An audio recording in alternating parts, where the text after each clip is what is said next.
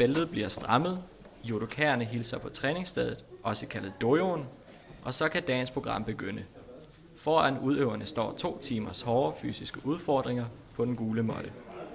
Judo handler om at pacificere sin modstander uden brug af spark og slag. Og selvom judo betyder den milde vej, så går det langt fra at stille for sig, når kampen er gået i gang.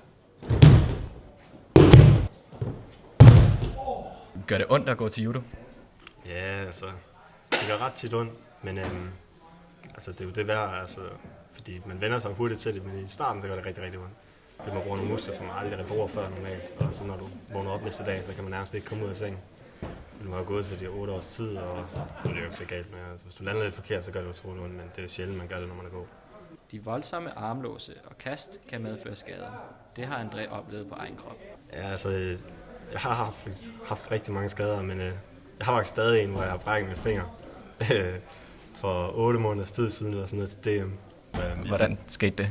Jeg tror faktisk, jeg lå i en armlås af en art, og så, jeg ved ikke helt, hvad der skete. Jeg tror, det er, fordi jeg holdt min arm på en forkert måde, eller sådan noget, og så snappede den ud.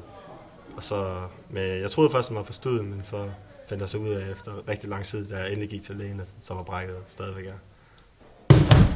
En af instruktørerne i Aarhus Judo Klub er den tidligere europamester Rune Johansen.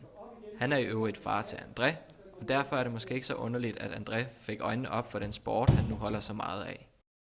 Det gør det fedt, at man kan kaste en modstander, selvom han prøver alt det, han kan. Han bruger 110% på at lade være med at blive kastet, men du rykker ham bare rundt alligevel. Og man får mange gode venner, og jeg synes, sammenholdet har været mega nice. Stemningen er rigtig god.